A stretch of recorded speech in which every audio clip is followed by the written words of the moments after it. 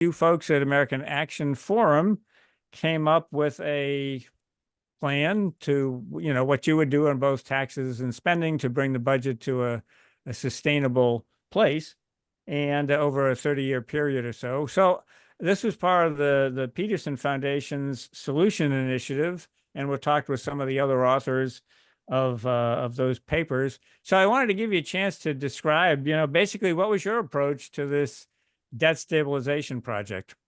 So first of all, credit where credit is due. Gordon Gray, who has since left AAF to run the Pinpoint Policy Institute, was a key author of this plan. He and I put it together. Jordan Herring has inherited it and did the presentation for the Peterson Forum, and is good in the process of producing an AAF study that shows sort of how we did this. But the strategy is pretty simple. You want to have fiscal consolidation, which has to mean taxes go up, spending goes down, deficit gets smaller, debt gets stabilized, in our case, relative to GDP, try to get that stabilized. And then my goal, have it start going south. We entered the 21st century with about 30% debt to GDP. Be very happy to get it back there. I think that would be fairer to the future.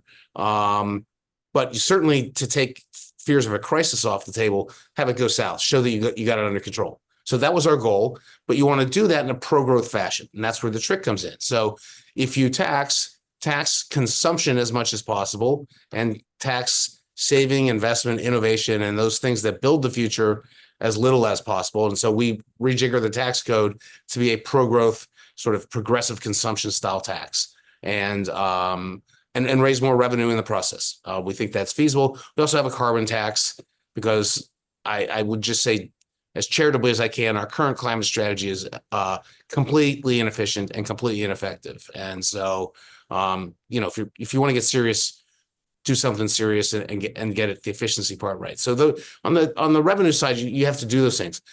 On the spending side, we take on Social Security and Medicare, as we said earlier in the program. You have to.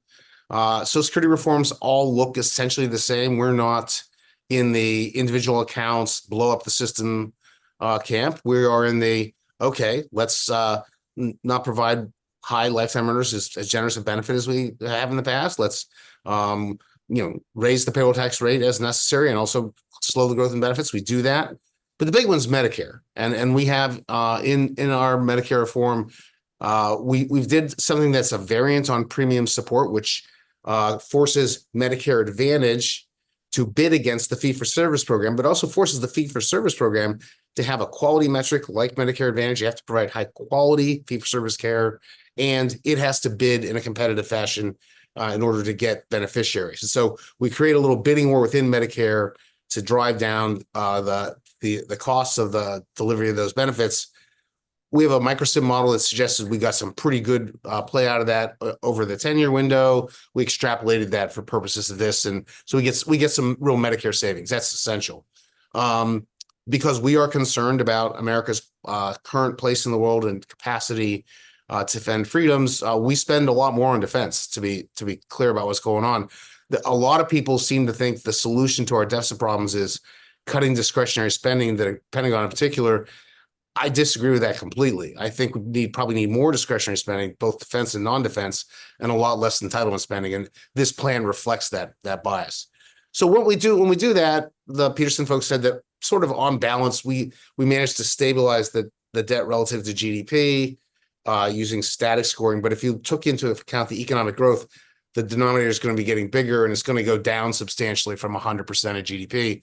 I'm pleased with that. I mean, I don't know if I believe any of the numbers. I don't know if anyone should believe any of the numbers, but it has the profile that I think is desirable. And at the end, we're directionally headed south, and we need to be. And that's what we're trying to get to.